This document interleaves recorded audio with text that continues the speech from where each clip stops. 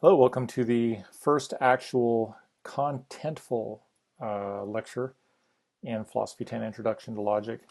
What I'm going to do now is discuss the material that's from the introduction to the textbook Basic Sentential Logic and Informal Fallacies that's used UCSD Philosophy 10 Introduction to Logic.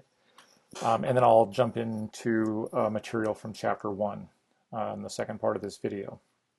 So first off, this course is about logic, and so you might wonder, what is logic? Well, logic is the study of reasoning, and reasoning is a process of going from some given facts or some given information or some initial assumptions to some new information or some new statements or something like that. We'll see. I'll give you some examples in a minute. To put it another way, it's determining what follows and what doesn't follow from what. So this will make more sense when we see some examples. Now this is from real life. This was an event in the 90s, I think. I was in LAX and I was at the gate waiting for an airplane, and there was a family sitting next to me. There was a husband, a wife, a little girl, a little boy. And the kids were hungry, so the dad said he was going to go get some little personal pizzas from Pizza Hut at the gate. So the girl said she wanted a cheese pizza. The boy said he wanted a pepperoni pizza. And the dad went off, came back, and he had two little pizza boxes. And he put them down on the table where they were sitting. And the girl who was there went up to the table and she opened one of the boxes and looked inside and saw that it was pepperoni pizza. Remember, she wanted the cheese pizza. So she opened up the box, pepperoni pizza. She closed it. She grabbed the other box without looking and goes back to her seat. Now this is an example of reasoning. She didn't look in the box, yet she knew that it was the cheese pizza in the box. Well, how could she know without looking? Well, because she went through a piece of reasoning that was something like this. Either the pizza in her hand, it was the one she picked up, the second one she picked up, is a cheese pizza or a pepperoni pizza. She knew that. She also knew that it wasn't a pepperoni pizza. So these first two sentences here, that's how is the information she started with. That was the initial information or the initial assumptions. In this case, some initial knowledge. How did she know these things? How did she know that it was either cheese or pepperoni? Well, she knew that because her dad was going to get one cheese and one pepperoni pizza, and her dad's generally reliable about these things, so that's how she knew that. How did she know that it wasn't pepperoni? Well, because she looked at the other one, and that was the pepperoni pizza.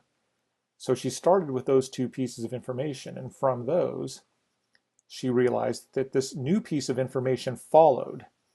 The one that she was holding in her hand was the cheese pizza. Okay? So this is an example of reasoning, going from these pieces, some information that you're starting with, that you already know or that you're assuming, and moving to some new thing that follows from those. Okay, that's the process of reasoning. And logic is the study of that. Here's another example. Bob and Alice are having a discussion. Bob says, "I don't know why your plants are dead. I watered them twice while you were gone." And Alice says, "Well, you couldn't have. If you'd watered them, then you'd have had to use the hose, but it's in the exact same position it was in when I left." So here Alice is using some reasoning to try to show that Bob couldn't have watered her plants. What information does she have? Well, she has information about where her hose, how the hose was configured. She has, let's say, some information to the effect that the hose is the only way to water the plants. From that, she's reaching a new conclusion, or she's moving on to some new piece of information that about whether Bob watered her plants or not. And this is something that happened while she was gone. She wasn't there to see it, but she didn't have to because she can use her mind. She can reason about these things. Now, I'm not saying this is a good piece of reasoning. Sometimes people reason poorly. I'm just giving it as an example of reasoning, of someone who's going from some information to some new piece of information. Now, why is logic important? Well, it's important for a lot of reasons. If you're in this class, it's important probably because it's filling some requirement for you. But it's also important because it governs everything you do, or at least most of the things you do are governed by reasoning that you engage in. You deciding on a route home after work, right, based on the time of day and traffic patterns, or who to vote for in a presidential campaign, or where to look in your house for, soft drinks, would all be because of reasoning that you go through. Now, a lot of human reasoning is bad. A lot of it's good, but a lot of it is also very bad. And a lot of groups, political campaigns, advertising agencies among them, they know that human reasoning is bad, and in particular, they know how to manipulate it. They know how to manipulate your reasoning to get you to do things that they want you to do. And to the extent that you are better at reasoning and you understand logic, you'll be more resistant to that sort of manipulation. Okay, so that's a basic idea of what logic is. It's the study of reasoning, and reasoning is going from some information to new information. And in particular, logic is the attempt to determine when that sort of thing is good, what counts as good reasoning and what counts as bad reasoning.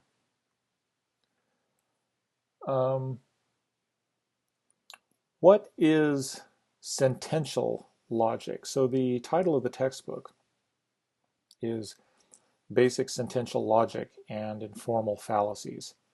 So there's two parts to the course. Chapters 1 through 4 are on sentential logic, and 5 and 6 are on informal fallacies. So let's take them one at a time. What is sentential logic? Well, in many cases, not all cases, but in many cases, what makes an episode of reasoning good or bad is the formal features of that reasoning. Now, what do I mean by formal features? It has to do with the form of the reasoning. Well, let's talk a little bit about form in general, and then I'll say what it means in terms of reasoning. So here's an example. You've got a kid here. Someone's painting a rubber mask on their face. You can then take that rubber mask off, and you can use this as a sort of mold to make a mold of the kid's face out of ceramic or plaster or whatever. Okay. Now, look at these two things here. They have the same shape. They have the same form. There's different stuff that has that shape. So in this case, the stuff that has this shape is the kid's face, right? It's human cells, it's biological material, right?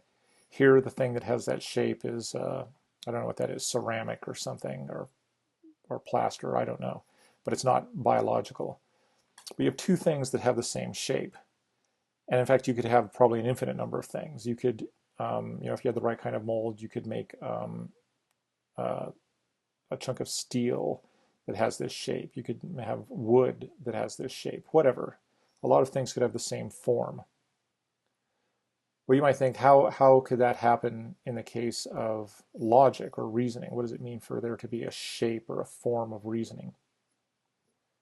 Well, let's go back to the pizza argument. And let me just go through the argument again for you. Either the pizza in my hand is a cheese pizza or it's a pepperoni pizza.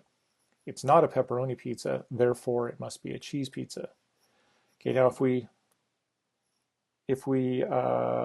look at it, one way we can get the form of this, and this is close to the way we're going to be doing it, is this has the following form. Either X or Y, not Y, therefore X. Okay. So this thing here is sort of the shape of this argument. And there's a lot of different arguments that could have this same form, right? It just depends on what we plug in for these variables x and y. In the pizza argument, the variables x and y were sentences having to do with pizza. X was, the pizza in my hand is a cheese pizza, okay, for example. But if we filled in x and y with other sentences, we would get a different argument. So here's a different argument, but it has the same form. The car is either in the driveway or the garage. It's not in the garage, therefore the car is in the driveway.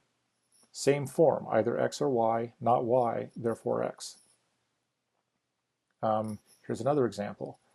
Either it will rain today or I will have to water the garden tomorrow. It will not rain today, therefore I will have to water the garden tomorrow. Same form. This form, by the way, we're going to call disjunctive syllogism at some point. Don't worry about that name now. But all three of those arguments, they're about different things. They're filled with different sentences, so to speak, but they have the same shape. They have the same form. In this particular instance, this form is called disjunctive syllogism, as I said, and this is a good form, okay? Any argument that has this form is going to be a good argument. It's going to represent a good piece of reasoning. Not every form is good, as we'll see. Now, why is it called sentential logic? Well, because it's the study of the formal features of logic, where the form is the form we get when we replace the sentences with variables. Okay, so the things that x and y stand for here are sentences. And so in a sense, we're removing the sentences, sentences that are about stuff, like it will rain today, I'll have to water the garden tomorrow. You know, sentences that are about stuff in the world. We're taking those out and just replacing them with variables. And what we're left with is logical words and variables, either, or, not, therefore, and variables. So that's why it's called sentential logic. It's the form we get when we replace the sentences with variables, so to speak, to put it roughly. Now, what are informal fallacies? Well, some common patterns of reasoning that are often bad are bad for reasons other than the formal features. So the formal stuff sometimes tells us whether a piece of reasoning is good or bad, but not always. And so we need some additional tools to help us in those cases. And that's what the informal fallacies are. So here's an example of an informal fallacy. This is old school. This is from the, probably the late 90s or early 2000s when this, no, early 90s, I think. Jerome Bettis was running back for the Pittsburgh Steelers. Bill Cowher was the head coach. And this is a piece of reasoning that you would see people engage in, sports commentators and such, quite a bit. It sounds good, but it's actually a bad piece of reasoning. Here it is. Every time Jerome Bettis carries more than 30 times, the Steelers win. So all Cowher has to do to keep the Steelers winning is to give the ball to Bettis at least 30 times a game. Sounds good, but it's actually not. Now, we can't diagnose why it's bad with the formal tools that we're going to be developing in this class, but we can use some informal tools to give us a handle on why this thing is a bad argument. So that's the kind of thing we'll be doing in the last two chapters. Okay, so that's basically an introduction. So now let's get moving into the material from chapter 1. Now I'm actually going to start now. Right now the material I'm going to talk about is from section 1.2. I'm going to do that before 1.1. I may actually switch those sections in the textbook. It doesn't matter what order they go in because they're different. I think it's just a little more convenient to start in the videos with the material from 1.2, so I'm going to do that now. So I've introduced the idea of arguments as a representation of reasoning. Now there's different kinds of arguments, and it's going to be useful for us to distinguish two categories of arguments or types of reasoning. The first kind is what we'll call deductive. a deductive argument. A deductive argument is an argument where the premises are taken to provide complete watertight support for the conclusion. Okay, now it may or may not be successful. It might be that the argument fails and it doesn't provide watertight support. But what makes it deductive is that's the aim of the argument, or that's the goal, that's the intent of it. The other category is inductive arguments. And in an inductive argument, the premises are taken to provide probable support, not watertight, but probable support for the conclusion. Again, it may or may not be successful. It might be the case that it doesn't really provide probable support for the conclusion. But the point is that in such a case, that's the goal of the argument, is to provide probable support. Now, let me give you some examples here. First, an example of a deductive argument. If I file my taxes, I will get a refund. That's premise one. So that's the first piece of information we're starting with. Premise two, I will file my taxes. Therefore, conclusion, I will get a refund. Now, this is deductive because the goal of this argument is to provide watertight support for this conclusion, that this follows from these premises with 100% certainty. That's the goal of the argument. That's what makes it deductive. Now, in this case, it's successful. This conclusion does follow from these premises with certainty. Here's an example of a deductive argument that fails, right? So premise one, if my plants were watered, the hose would be moved. The hose was moved, therefore my plants were watered. Now, someone might produce this piece of reasoning thinking that the conclusion follows with certainty from the premises, but it doesn't. And you can sort of see why, right? The hose might have been moved for some other reason. Someone might have tripped over the hose, right? We'll talk about that more in a minute. But this is a deductive argument, but it's one that fails to provide complete support. What's an example of a inductive argument? Well, here's one. South Park has always been on Wednesday at 10 p.m. That's premise one. Premise two, it is now Wednesday at 10 p.m. Therefore, South Park is probably on now. Well, this piece of reasoning, suppose this is some reasoning I'm going through. I know that it's not watertight, right? Because, something might happen. Maybe Comedy Central went out of business or something, yesterday. So it's not 100% certain that the conclusion will follow from the premises, but it's pretty likely. If you knew that those two things were true, the two premises were true, the conclusion would be a pretty good bet. Okay, compare that to this argument. The last time I watched South Park, the first commercial was for Old Navy.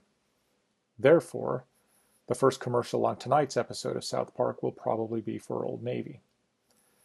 That's not very likely given the premise. What commercials get shown in what order changes all the time. So the fact that the last time South Park aired, Old Navy was the first commercial, I wouldn't bet a lot of money on it. Let's just put it that way. Maybe it'll happen, but I wouldn't say it's super probable. Okay, so the key point for now is that the difference between a deductive and an inductive argument is not how good the argument is, okay? Both types of argument can succeed and both types can fail, okay? So that's not the difference. The difference, as I said, is in their aim. The aim of a deductive argument is 100% watertight certainty. The aim of an inductive argument is more humble. It's just a probable support for the conclusion. Now, I've been using this expression good and bad of arguments, and now it's time to get a little bit more detailed. There's two different measures of an argument's goodness, or two different things you might think are good about an argument. The first one, and I'm going to say more about this, this is going to be a big topic, but for now I'm just going to call it the inferential relationship between the premises and the conclusion. And that's going to be our first topic. I'll talk about that in a minute. The second measure is the truth of the premises. Let's get into each one of these in more detail in turn. So let's talk about the inferential relationship first. What do I mean by that? Well, I mean the following. If you're looking at an argument, you're going through a piece of reasoning yourself or whatever, ask yourself, if the premises were true, would the conclusion necessarily be true? That's if you're talking about a deductive argument whose goal is to provide necessary support for the conclusion. Ask yourself, if the premises were true, would the conclusion necessarily be true? Or if it's an inductive argument, you ask a slightly different version of the question. You ask yourself, if the premises were true, would the conclusion probably be true? If the answer is yes, then that means that there's a good inferential relationship between the premises and conclusion. Okay? Now the thing to note is that this can be assessed even if the premises are false. This is why those are two separate measures. This is why the inferential relationship and the truth of the premises are two different measures of goodness. Okay? So let me show you an example here. This is an example of a deductive argument. Okay? And it's an example I gave a minute ago. If I file my taxes, I will get a refund. Premise 2, I will file my taxes. Therefore, I will get a refund. Now, if you think about it, you might not believe it at first, but bear with me and you'll see that it's right. If you ask yourself the question of this argument, ask yourself, if the premises were true, would the conclusion have to be true? The answer is yes. If 1 and 2 were true, then 3 would have to be true. Or to put it another way, if the conclusion were false, at least one of the premises would have to be false. Okay? Now, you might think, hey, Rick, the conclusion could be false, right? You might think, maybe there could be a legal lien against my finances. You know, I owed somebody some money or something like that, or got sued and owe someone a lot of money. So the government is keeping track of any checks that come to me, and instead of them coming to me, they go to somebody else. That would be a lien against my finances. You might say, well, look, if there's a lien against your finances, then the conclusion would be false, right? That's true. You can imagine a situation where 3 is false. That's correct. You can imagine all kinds of scenarios where I don't get a refund. But notice that's not the question that we're asking. In order for the argument to be valid, it's not that 3 has to be true. It can be. What has to be the case is that 3 can't be false while 1 and 2 are both true. Okay? Or to put it another way, if the conclusion's false, at least one of the premises also has to be false. Okay, so if you're imagining a situation where there's a lien against my income, and that's the situation that makes the conclusion false, right? I don't get a refund because there's this legal lien against my income. Well, in that scenario, you've also made premise 1 false, right? Because if there's a lien against my income, then it's not true that if I file my taxes, I get a refund. No, because the government's going to intercept that money and give it to someone else, right? So the scenario you envisioned that makes the conclusion false also makes one of the premises false. Okay? So if 3 is false, either 1 or 2 also has to be false. Okay? So that's the key to this question here. You ask yourself, if the premises were true, would the conclusion have to be true? Okay, and the answer is yes. Or if the conclusion's false, at least one of the premises has to be false. Okay, so this argument has a good inferential relationship. Compare this to this argument. If my plants were watered, the hose would be moved. The hose was moved, therefore my plants were watered. Well, you can easily imagine a situation where the premises are true, but the conclusion is false, right? This is true. Maybe it's true because the only way to water my plants is to use the hose, and you have to move the hose in order to get my plants watered. So that could be true. And let's say the hose was in fact moved, right? Those could be true, but still the plants weren't watered, right? Maybe the hose was moved because someone tripped over it. Or maybe someone was going to go to water the plants, but they turned the faucet on and no water came out, right? So you can easily imagine a scenario where these are both true, but that one's false. So this one does not have a good inferential relationship. So if we're talking about deductive arguments, then if that inferential relationship is good, if the deductive argument passes that test, then we have some terminology for it. It's valid. That would be a valid argument. So here's a definition. An argument is, a deductive argument is valid if and only if, this isn't a typo, this is if with 2 F's, it means if and only if. It's a way of giving definitions, among other things. So here's a definition of validity. If all the premises of the argument were true, the conclusion would have to be true. Or, to put it equivalently, if the conclusion were false, one or more of the premises would also have to be false. So that's a definition of a valid argument. A deductive argument is valid if it passes that test.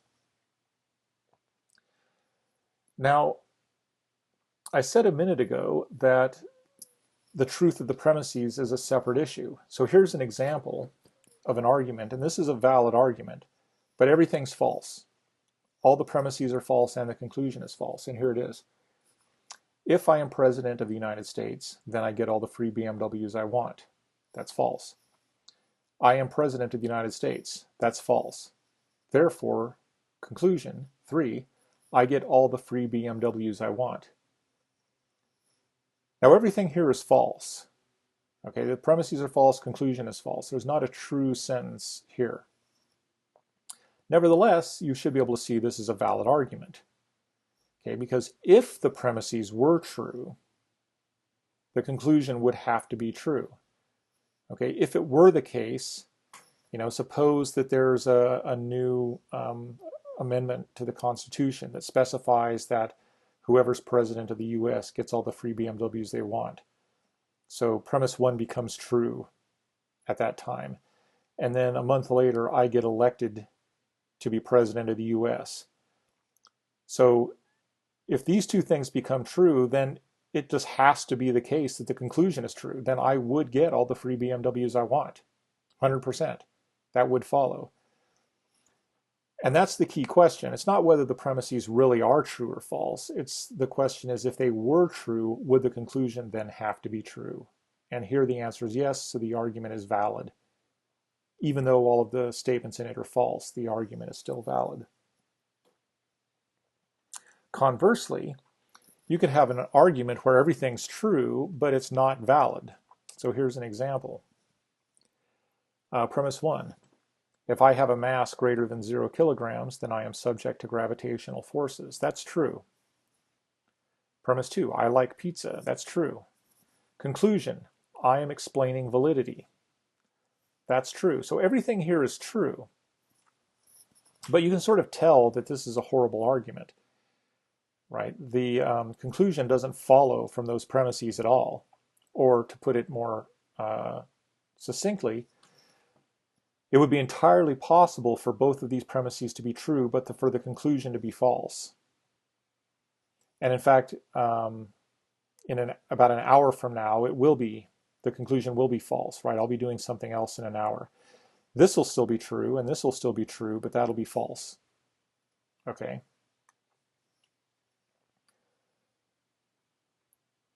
Similar points hold for inductive arguments. Okay. This is the South Park argument. Now, in this argument, there's a good inferential relationship. If you ask the question, if those premises were true, would the conclusion probably be true? The answer is yes, I think. That's a good bet. This is an inductive argument that does not have that good relationship between the premises and conclusion. Okay, even if the premise is true, the conclusion isn't all that likely. Okay. If we're talking about an inductive argument that has a good inferential relationship between premises and conclusion, we're going to call that strong. So if the argument is deductive and has the good inferential relationship, it's valid. If the argument is inductive and has the good inferential relationship, it is strong. And so here's the definition again. An inductive argument is strong if and only if. Here's the definition. If all the premises of the argument were true, the conclusion would probably be true.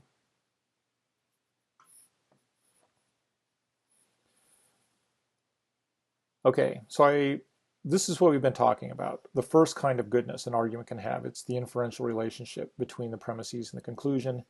If a deductive argument has it, that argument is valid. If it doesn't, it's invalid. I'll throw that up on a slide in a minute. If an inductive argument has this good relationship, it's strong.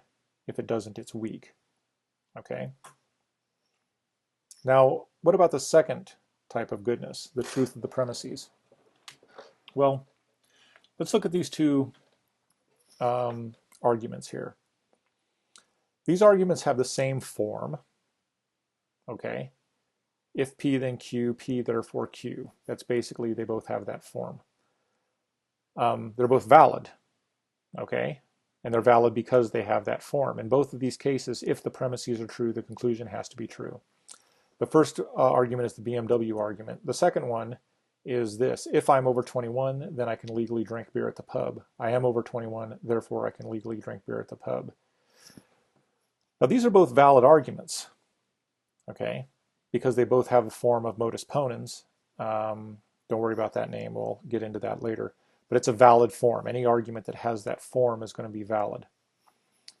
But there's a difference between them, right? This one, they're both valid, but this one, the premises are false, and here the premises are true. So this sort of invites us to look at the second measure of goodness, which is the truth of the premises. Okay, so let's now take account of that. If we have a deductive argument that satisfies two conditions now, it's valid, so it passes the first test, and in addition it has all true premises, all of the premises are true, then it is sound. Okay, so that'll be our name for that situation. Okay, so both of these arguments are valid, but only the second one is sound. The second one, all of its premises are true. The first one, it's not the case that all the premises are true. So only the second argument is sound. In the case of an inductive argument, if it passes the first test, as we've seen, it's strong, and if in addition it has all true premises, then that argument is cogent. Okay? So now let's summarize these distinctions. Arguments, recall, are a verbal episode, a verbally expressed episode of reasoning. Okay? There's going to be two types of arguments. Deductive arguments, whose aim is to provide watertight support for their conclusion, and inductive arguments, whose slightly more modest aim is to provide probable support for the conclusion. Um, when we look at the inferential relationship between premises and conclusion, looking first at deductive arguments, if they have the good inferential relationship, they pass the test. If the premises were true, the conclusion would have to be true. Then that argument is valid. If it fails that test, it's invalid.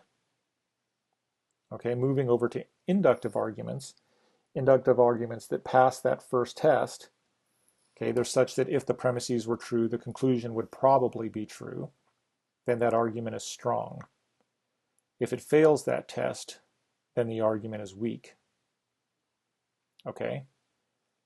Now we'll take account of the second layer, the second type of thing we're looking at, which is the truth of the premises. If we have a deductive argument that's valid and all of its premises are true, then that argument is sound.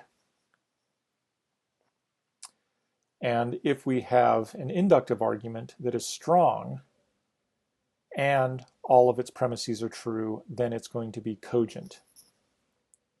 Okay?